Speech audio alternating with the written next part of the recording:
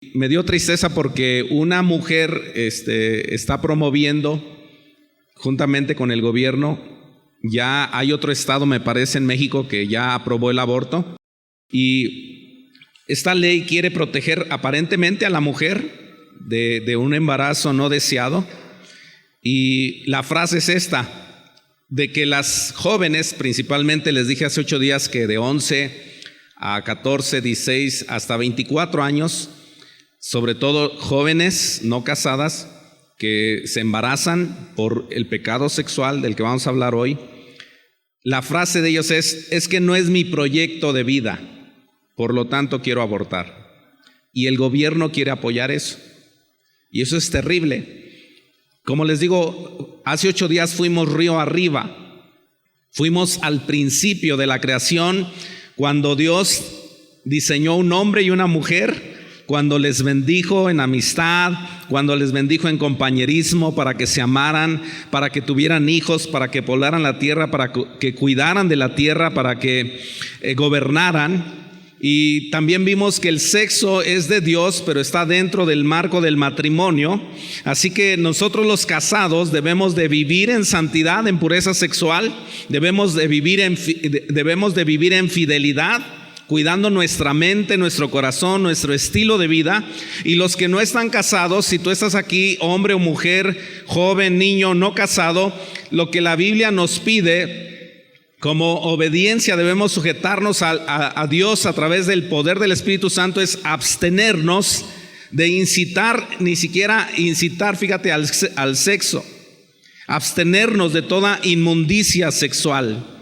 ¿Por qué? Porque eso trae unas consecuencias desastrosas. Así que todos debemos, incluso los casados, tenemos que tener mucho cuidado con nuestros ojos, lo que vemos, con nuestro oído, lo que oímos, ¿sí? Con quienes nos relacionamos, porque a veces el pecado surge cuando estamos con malas compañías.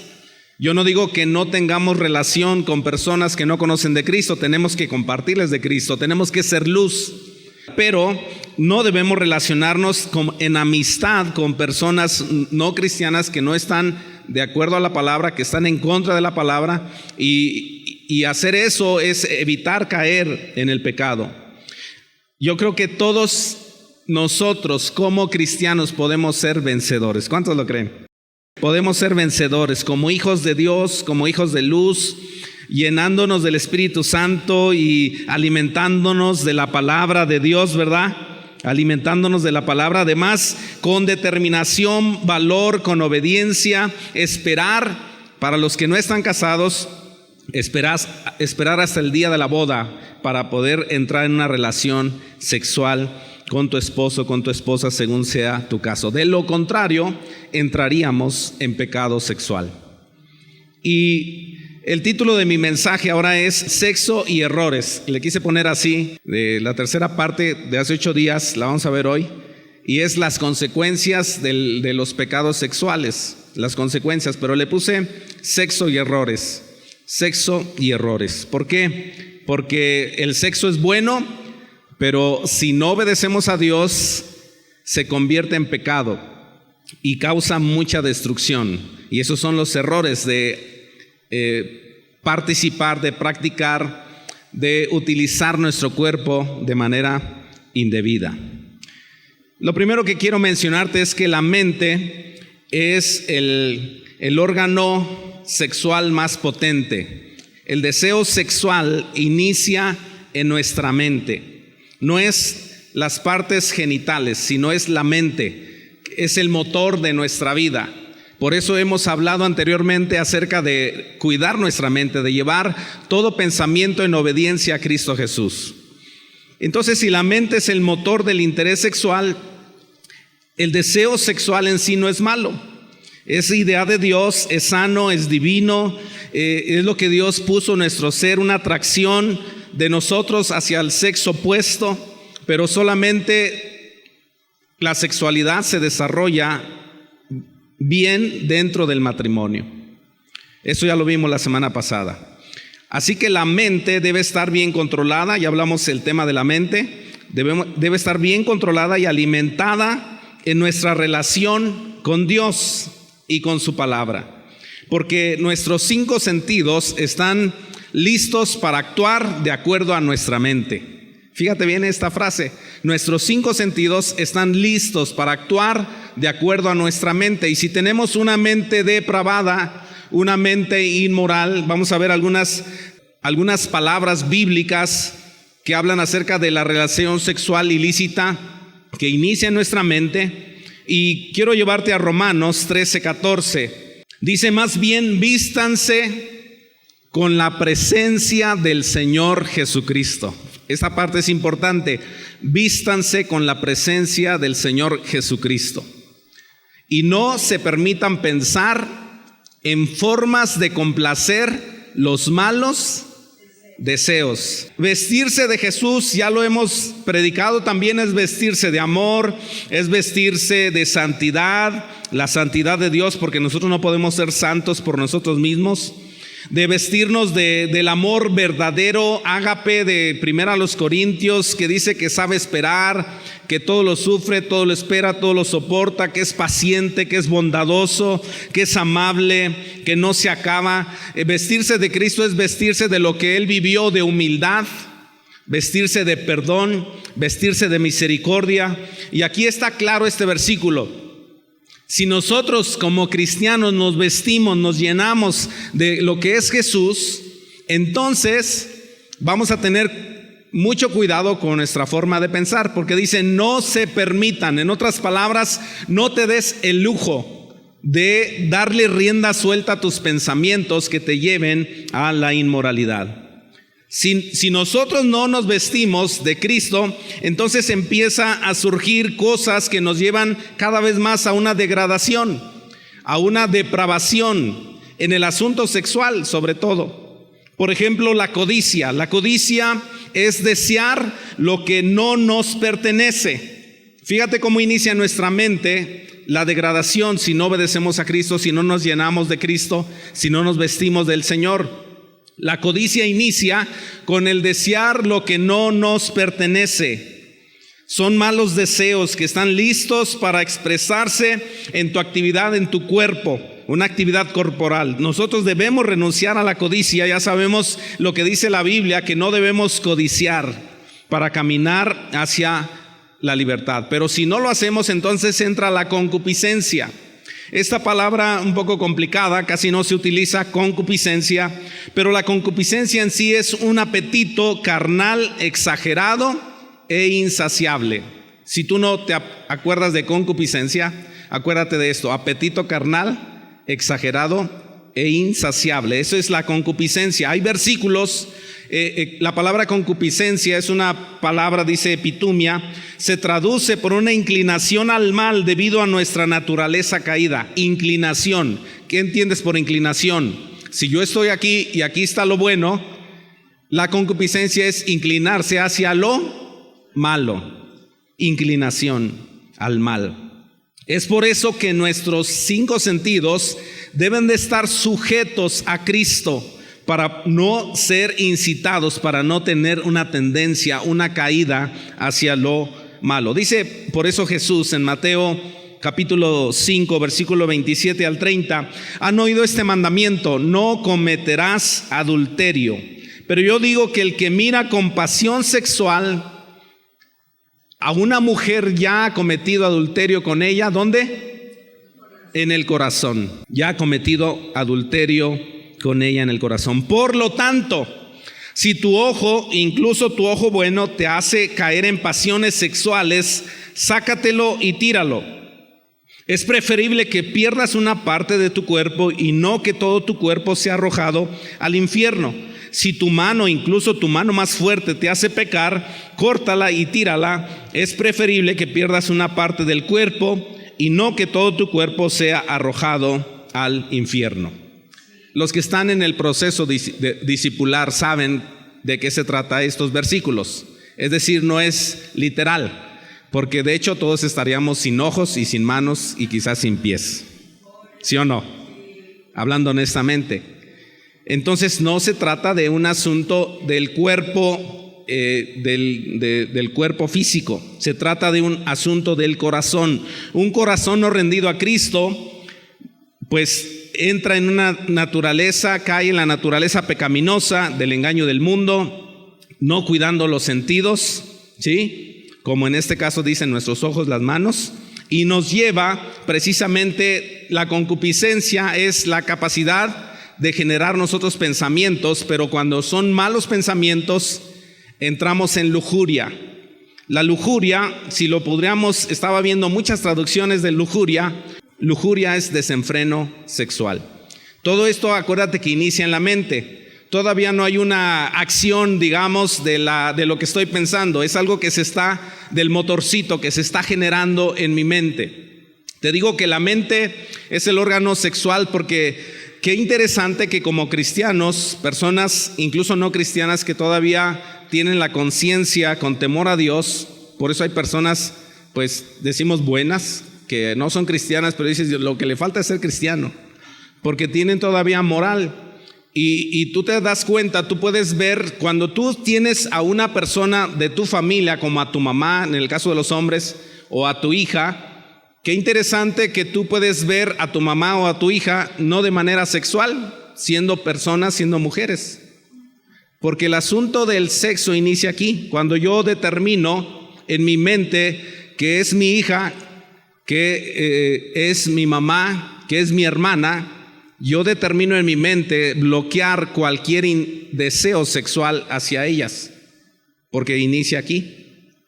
Por eso es importante llevar la mente a Cristo, pedir al Señor que nos llene de ese dominio, de esa capacidad para decir no a las cosas que desagradan al Señor.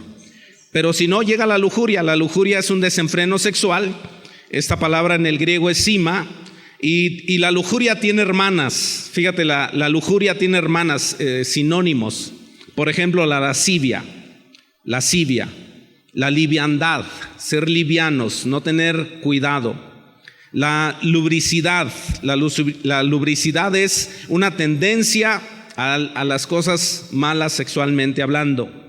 La sensualidad, acuérdate, sensualidad es estimular, vestirte de manera atractiva sexualmente hablando. La deshonestidad también es hermana de la lujuria. La deshonestidad, pues es básicamente la ausencia de la integridad. Y luego viene la obscenidad, otra hermana de lujuria. La obscenidad es un acto grosero, hablando de lo sexual. Romanos 1:18, pero Dios muestra su ira desde el cielo contra todos los que son pecadores y perversos, que detienen la verdad con su perversión. Romanos 1:26, pero dice, por esta razón Dios los abandonó a sus pasiones vergonzosas, aún las mujeres se rebelaron contra la forma natural de tener relaciones sexuales y en cambio dieron rienda suelta al sexo unas con otras. Los hombres, por su parte, en lugar de tener relaciones sexuales normales con la mujer, ardieron en pasiones unos con otros. Los hombres hicieron cosas vergonzosas con otros hombres y como consecuencia de ese pecado, sufrieron dentro de sí el castigo que merecían. Y dice el apóstol Pablo con respecto a estos pecados en Efesios 2:3, dice, en ese tiempo también nosotros vivíamos como ellos. Venimos de un trasfondo de inmoralidad, de perversión. Una gran cantidad de mexicanos, si hiciéramos una lista de 100 millones de mexicanos, ¿cuántos mexicanos están viviendo todavía en una decadencia de inmoralidad, de pecado sexual? ¿Y cuántos están convirtiéndose a Cristo? Pero dice por eso el apóstol, en otro tiempo nosotros vivíamos así como ellos, impulsados. ¿Cómo vivíamos? Impulsados por nuestros deseos pecaminosos, inclinación al pecado. Vivíamos así, siguiendo nuestra propia voluntad y nuestros propósitos. Como los demás, éramos por naturaleza objeto de la ira de Dios. Y luego habla, pues gracias a Dios, de que Dios nos ha librado de estos pecados por el arrepentimiento y el perdón. Así que la lujuria, que es desenfreno sexual, lleva a la persona a la masturbación. La masturbación también la manejan como autoestimulación sexual. Autoestimulación sexual. Esto es diferente a la estimulación sexual que tiene el hombre con su mujer dentro del marco del matrimonio. Pero aquí la diferencia es autoestimulación, o sea, una estimulación propia. Porque esta masturbación, que es la autoestimulación sexual, enfatiza una gratificación egoísta. Es una actividad sexual totalmente egoísta, llevada a cabo mediante la autoexcitación hasta conseguir el orgasmo, regularmente pensando en una persona con fotos, videos, pensamientos de lujuria, revistas, videos pornográficos. Es difícil creer que te puedes masturbar sin pensar en todo esto.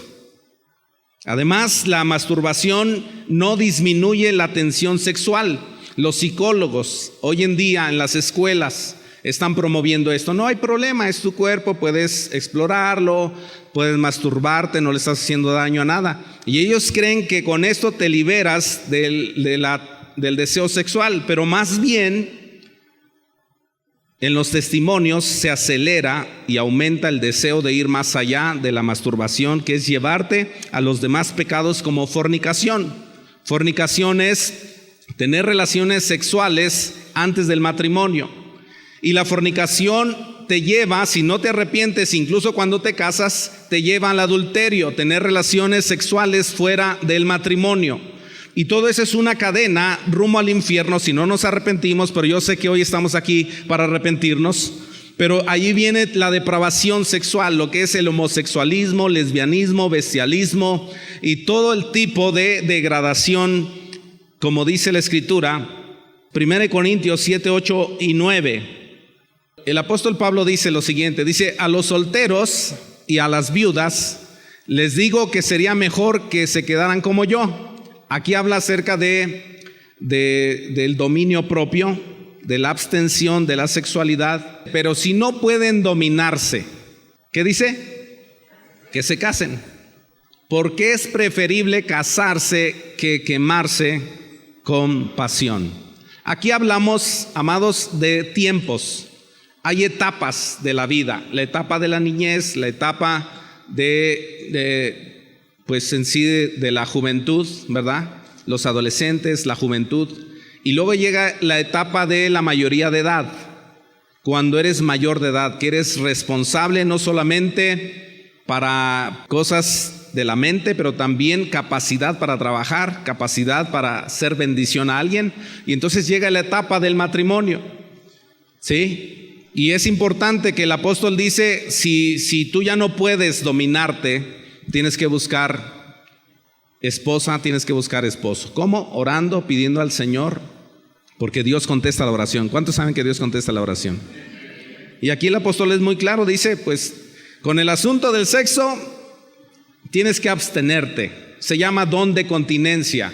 Hay pocas personas que tienen don de continencia, que Dios les da la capacidad para toda su vida vivir sin casarse. La mayoría de nosotros venimos con un deseo de casarnos. Desde pequeños se empieza a ver el interés sexual y luego ya llega la juventud un poco más fuerte, el asunto de la pasión juvenil. Por eso la Escritura dice, huye de las pasiones juveniles. Hay tiempo para todo. Y yo quiero felicitar, como decía mi esposa antes de yo comenzar, acerca de los que están viviendo bien. Yo quiero felicitarles. Si tú dices, hermano, delante de Dios te puedo decir que yo estoy viviendo bien, estoy guardando mi mente, mi corazón, me estoy llenando de la palabra, del Espíritu Santo, estoy dominando mi mente, mi cuerpo, estoy esperando en la voluntad de Dios. Yo quiero felicitarle y quiero que les demos un aplauso a todos ellos, que probablemente hay algunos aquí, porque ese es el remanente. Ese es un remanente que puede decir y testificar, sí se puede vivir así, sí se puede esperar, sí se puede vivir sin tener un esposo, una esposa, porque ese no es mi ídolo, eso no es lo máximo para mí. Lo máximo para mí es Dios. ¿Cuántos para ustedes lo máximo es Dios? Dale un aplauso a Dios, porque Él es lo máximo para ti. Tú no necesitas a un esposo, a una esposa para ser feliz. Tú necesitas a Cristo y con Cristo eres feliz y Él te va a decir qué es lo que tienes que hacer según tu condición. ¿Estás de acuerdo conmigo? ¡Qué alegría! Fíjate, dice, qué alegría, bienaventurados, dice la versión 60, qué alegría para los que no siguen el consejo de malos, ni andan con pecadores, ni se juntan con burlones, sino que se deleitan en la ley del Señor, meditando en ella día y noche. Son como árboles plantados a la orilla de un río que siempre dan fruto en su tiempo, sus hojas nunca se marchitan y prosperan en todo lo que hacen. No sucede lo mismo con los malos. Son como paja inútil que esparce el viento. Serán condenados cuando lleguen al juicio, si no se arrepienten, claro. Dice, los pecadores no tendrán lugar entre los justos, pues el Señor cuida el sendero de los justos, pero la senda de los malos lleva a la destrucción. La senda de la inmoralidad nos llevaría a la destrucción, pero hoy estamos aquí para responder a Dios. Para responder a Dios. Sexo y errores. ¿Cuáles son las consecuencias de los pecados sexuales? Simplemente en lo natural podemos ver nuestro cuerpo y así sin mucha Biblia, solamente por la capacidad mental que Dios nos ha dado, podemos darnos cuenta de las consecuencias que vienen a nuestro cuerpo. Por ejemplo, ¿qué sucede con el cuerpo cuando desobedecemos acerca de la sexualidad y entramos en pecado sexual? En el cuerpo está muy claro y establecido las enfermedades venéreas. Las enfermedades venéreas vienen en personas promiscuas, donde por estar en más de una relación de pareja empiezan estas enfermedades, esa situación en el cuerpo. También sucede en eyaculación precoz cuando hay masturbación o en impotencia sexual. Diferentes daños al cuerpo, cicatrices. Sí, eso es el asunto del cuerpo nada más. Si le agregas el alma, ¿qué sucede con el alma cuando hay pecado sexual? Hay culpa, hay condenación, hay tristeza, hay soledad, hay pérdida de fe para querer casarse. ¿Qué sucede con tu mente? Ya empiezas a pensar, ya no me puedo casar, ya nadie me va a querer, creo que no soy ya digno de ser hijo de Dios, Dios ya no me quiere, ya soy muy malo. Eso empieza a suceder en la mente por la culpabilidad que el enemigo te pone. Viene la consecuencia de la lujuria, ya empieza el desenfreno mental cada vez que te lleva a cometer actos depravados. No puedes creer que un hombre mayor pueda tocar a un bebé recién nacido, no lo puedes creer, pero ese es el asunto del desenfreno, de la lujuria, de la depravación cuando viene en la mente. Estuvimos escuchando apenas a unos pastores que nos decían, ¿cómo le voy a hacer, pastor? Dice, es que nos enteramos que el abuelito está tocando a la niña, a su nieta. Y hoy y siempre ha estado también el asunto del gobierno. Para eso Dios puso el gobierno, para eso Dios puso las leyes. Hemos sido parte de cuidado de niñas, donde hemos tenido que denunciar y nos han maldecido y nos han dicho que nos van a matar, pero pues Dios está con nosotros. Pero es que esto no se puede. ¿Por qué? Porque son los daños en las emociones, pues una reacción a los ambientes de acuerdo a lo que vivimos, porque el trasfondo, tú reaccionas de acuerdo a cómo viviste. Si tuviste un padre violento, pues tú no vas a querer casarte, porque pues ¿para qué quiero un esposo violento? Y cosas así. Emociones. Desesperación, tristeza, soledad, sentido de abandono, falta de amor, arrebatos de ira, celos. ¿Qué sucede con las personas que te relacionas? Pues hay pérdida de confianza, la gente ya no confía en ti. No, pues anduvo con aquel, ahora viene con él, ahora viene con aquel. Y está ahí el asunto. Enojo por algún fracaso, divorcio si estás casado, dolor y daño a la familia. Qué terribles daños a la familia, a los hijos. Ya los hijos ya no saben dónde ir, si con melón o con sandía. Es algo terrible, un daño emocional. El asunto con los padres, la vergüenza que le da uno a los padres cuando uno vive en inmoralidad. Tantas cosas. ¿Qué sucede principalmente con tu espíritu? Ya no hay una buena relación con Dios. Dios te sigue amando, pero hay algo en tu ser. El diablo te acusa y te dice, Dios no te ama, ya no te acerques a Él. Porque se pierde la relación con Dios, una buena relación que Él quiere para contigo. Entra en sí pues la culpabilidad del enemigo. Entra tristeza, acusación, pérdida de fe, y si no hay arrepentimiento es un camino al infierno, lo dice la Biblia. Pero quiero decirte que hay esperanza. Hay esperanza. Yo no sé cuál condición o en qué condición te encuentres. No sé qué esté pasando por tu mente ahorita mismo con esta prédica, pero Dios te ama y quiere perdonarme, quiere perdonarte. Solamente debemos reconocer: sí, Señor, yo estoy en pecado, necesito tu ayuda. Ayúdame, dame los pasos a seguir. Algunos pasos van a ser complicados porque depende de tu situación.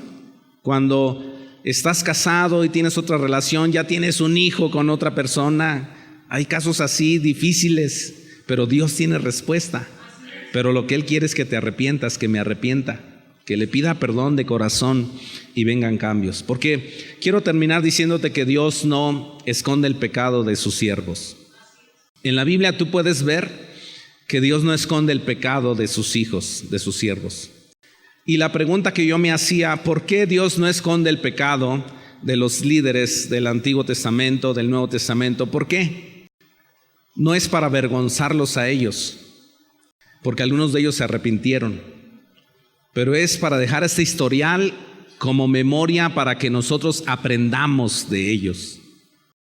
Si hay algún asunto de fornicación, hay que ver lo que dice la Biblia. Si hay algún asunto de adulterio, hay que ver lo que dice la Biblia.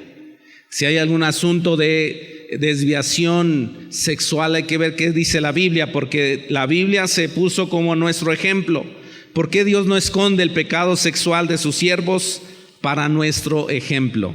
Por ejemplo, dice 1 Corintios capítulo 10, versículo 6 al 8, dice: todo esto sucedió para servirnos de ejemplo, a fin de que no nos apasionemos por lo malo como lo hicieron ellos. No sean idólatras como lo fueron algunos de ellos. Según está escrito, se sentó el pueblo a comer y a beber y se entregó al desenfreno. Si no cometamos inmoralidad sexual como algunos lo hicieron, por lo que en un solo día perecieron 23,000 personas muertas por inmoralidad sexual. Qué terrible. Hoy es 1 millón de abortos más todo lo que hay. 1 Corintios 10, 11 al 13. Todo esto sucedió para servir de ejemplo y quedó escrito para advertencia nuestra, pues a nosotros nos ha llegado el fin de los tiempos. Por lo tanto, si alguien piensa que está firme, tenga cuidado de no caer. Ustedes no han sufrido ninguna tentación que no sea común al género humano, pero Dios es fiel y no permitirá que ustedes sean tentados más allá de lo que puedan aguantar. Más bien, cuando llegue la tentación, se les dará también una salida a fin de que puedan resistir. Esta es palabra de Dios. Deberías darle un aplauso porque Dios nos ayuda. Dios nos ayuda. Pero hay una cadena, es una cadenita de corrupción. Fíjate, aquí habla de idolatría, porque la idolatría es una cadena. La idolatría te lleva a la corrupción y muerte. Nos exponemos a perder los valores morales. La conciencia se cauteriza. Ahora decimos esto: todo es bueno con medida. ¿Es la conciencia cauterizada? No, es que tú estás muy anticuado. Pero la idolatría te lleva a la fornicación, ¿sí? Que es la relación sexual voluntaria entre personas no casadas. Nos alejamos y ofendemos a Dios, le tentamos, fracturamos la relación con los demás, que es la murmuración. Y esto se ha escrito, hermanos, no solamente como ejemplo, pero también para conocer que sí podemos vencer. Quiero ponerte algunos ejemplos. Por ejemplo, José. Tú conoces la historia de José. En Génesis 39, no voy a leer muchos versículos, pero del 7 al 12 dice: después de algún tiempo, la esposa de su patrón empezó a echarle el ojo y le propuso: acuéstate conmigo. Estamos hablando de una mujer casada, pero con lujuria, con inmoralidad. Y le echó el ojito a este jovencito. De hecho, joven, te animo a que leas Proverbios. Proverbios 3, Proverbios 4, Proverbios 5 habla muy claramente acerca del poder de la juventud, la fuerza física, la fuerza sexual, y dice claramente: no te metas con una mujer así porque te va a echar a perder la vida. Pero dice: acuéstate conmigo. Versículo siguiente: pero José no quiso saber nada, sino que le contestó: mire, señora, mi patrón ya no tiene que preocuparse de nada en la casa porque todo me lo ha confiado a mí. En este caso no hay nadie más importante que yo. Mi patrón no me ha negado nada excepto meterme con usted, que es su esposa. Pero luego hace una pregunta, dice, ¿cómo podría yo cometer tal maldad y pecar así contra Dios? Contra Dios, él está pensando en Dios. Y por más que ella lo acosaba día tras día para que se acostara con ella y le hiciera compañía, José se mantuvo firme en su rechazo. Un día, en un momento en que todo el personal de servicio se encontraba ausente, José entró en la casa para cumplir con sus responsabilidades. Entonces la mujer de Potifar lo agarró del manto y le rogó, acuéstate conmigo. Pero José, dejando el manto en manos de ella, salió corriendo. Hay cosas interesantes. Mira, Santiago dice, el apóstol Santiago dice en Santiago 4:7, dice, resiste al diablo. Todos nosotros debemos resistir al diablo. Pero en el asunto sexual, fíjate que dice diferente. En 1 Corintios 6:18 dice, huyan de la inmoralidad sexual. ¿Cómo dice? Huyan. O sea, no es que, ay hermano, yo voy a resistir aquí, le voy a decir que no y que no y que no. No, dice, córrele. 2 Timoteo 2:22 dice, huye de las malas pasiones de la juventud y esmérate en seguir la justicia, la fe, el amor, la paz, junto con los que invocan al Señor con un limpio corazón. Pero otra cosa que dejó la Biblia, los pecados de los hombres y de los siervos de Dios, es precisamente para ver sus consecuencias tan desastrosas en la persona, en la familia, en su autoridad, en su reino. Por ejemplo, el rey David. Tú conoces la vida de este rey, estaba ocioso, en vez de ir a la batalla. La ociosidad, escúchame bien, la ociosidad es la mente limpia, lista para que el diablo la llene de maldad. Hay que estar activos, haciendo cosas buenas para que no le demos lugar al diablo. Entonces, David, en vez de estar haciendo su chamba, estaba en su terraza, vio a una mujer, la codició y dice Santiago 1:14 al 16, la tentación viene de nuestros propios deseos, los cuales nos seducen y nos arrastran. De esos deseos nacen los actos pecaminosos y el pecado, cuando se deja crecer, da a luz la muerte. ¿Qué pasó con David? Dice, una tarde, 2 Samuel 11:2 al 4, una tarde al levantarse David de la cama, comenzó a pasearse por la azotea del palacio. Desde ahí vio una mujer que se estaba bañando. La mujer era sumamente hermosa, por lo que David mandó que averiguaran quién era. Y le informaron, se trata de Betsabé, que es hija de Elián y esposa de Urías el hitita. Entonces David ordenó que la llevaran a su presencia y cuando Betsabé llegó, él se acostó con ella. Todos entendemos, tuvo relaciones sexuales con ella, que se llama adulterio. David comete adulterio, desear. Acuérdate, la codicia te lleva a la concupiscencia, la concupiscencia te lleva a la lujuria. La lujuria es después de estar haciendo cosas tú, dices, no, yo quiero con alguien. Le lleva al adulterio y las consecuencias son terribles. Claro que David se arrepiente, pero mira, 2 Samuel 12:11 al 12 dice, pues bien, así dice el Señor, está hablando Natán. Dice, yo haré que el desastre que mereces surja de tu propia familia. Ante tus propios ojos tomaré a tus mujeres y se las daré a otro, el cual se acostará con ellas en plena luz del día. Lo que tú hiciste a escondidas, yo lo haré a plena luz, a la vista de todo Israel. Dice aquí David, he pecado contra el Señor. Reconoció David ante Natán, el Señor ha perdonado tu pecado, no morirás, contestó Natán. Sin embargo, tu hijo sí morirá, pues con tus acciones has ofendido al Señor. La Biblia deja estos versículos y la vida de David para que nosotros evitemos caer en inmoralidad sexual, porque vienen consecuencias. Es como una mujer que tiene relaciones sexuales con su novio y pues ambos deciden, claro, pero se embaraza. Y a lo mejor esta chica se arrepiente, le pide perdón al Señor, tiene a su bebé, no entra en aborto y vive con su bebé. Dios le perdonó, pero su vida cambia radicalmente, porque un hijo debería tener papá y mamá, y ahora va a tener que tener solamente mamá.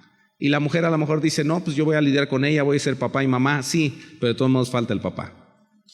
Entonces son consecuencias. Y una mujer sola, soltera, con un hijo, es presa fácil de los lobos que andan ahí buscando a ver dónde caer. Por eso es que hay acoso por la inmoralidad sexual. porque ven a una víctima y dicen, no, pues esta mujer está solita, tiene su bebecito, no importa, le voy a echar piropos, le voy a llevar flores y ya que caiga le dejo otro hijo y ahí nos vemos. Consecuencias del pecado. Segunda de Pedro 1:3-11. El apóstol Pedro claramente nos dice una gran verdad y quiero que lo leamos con mucha atención porque vamos a orar conforme a esto. Dice, mediante su divino poder, Dios nos ha dado, fíjate bien, todo lo que necesitamos para llevar una vida recta. ¿Estás leyendo conmigo? Dios nos ha dado todo lo que necesitamos. Todo esto lo recibimos al llegar a conocer a aquel que nos llamó por medio de su maravillosa gloria y excelencia. Y debido a su gloria y excelencia, dice, nos ha dado grandes y preciosas promesas. El enemigo quiere que nosotros veamos cosas atractivas, pero más bien Dios nos ha dado grandes y maravillosas promesas si nos guardamos, si vivimos en santidad. Dice, estas promesas hacen posible que ustedes participen de la naturaleza divina y escapen, di conmigo, escapen de la corrupción del mundo causada por los deseos humanos. Se refiere a los deseos inmorales. En vista de todo esto, y aquí hay algo importante que tenemos que hacer. Si tú me dices, ¿qué tengo que hacer? Creer en Cristo. Pero dice aquí, esfuércense. Di conmigo, esfuércense. Pero dice, esfuércense al máximo. Esfuércense al máximo para responder a las promesas de Dios, complementando su fe con una abundante provisión de excelencia moral, la excelencia moral con conocimiento, el conocimiento con control propio, el control propio con perseverancia, la perseverancia con sumisión a Dios, la sumisión a Dios con afecto fraternal y el afecto fraternal con amor por todos. Cuanto más crezcan de esta manera, más productivos y útiles serán en el conocimiento de nuestro Señor Jesucristo. Pero, di conmigo, pero los que no llegan a desarrollarse de esta forma son cortos de vista o ciegos y olvidan que fueron limpiados de sus pecados pasados. Así que repite lo siguiente, dice, así que, amados hermanos, esfuércense por comprobar si realmente forman parte de lo que Dios ha llamado y escogido. Hagan estas cosas y nunca caerán. Entonces Dios les dará un gran recibimiento en el reino eterno de nuestro Señor y Salvador Jesucristo.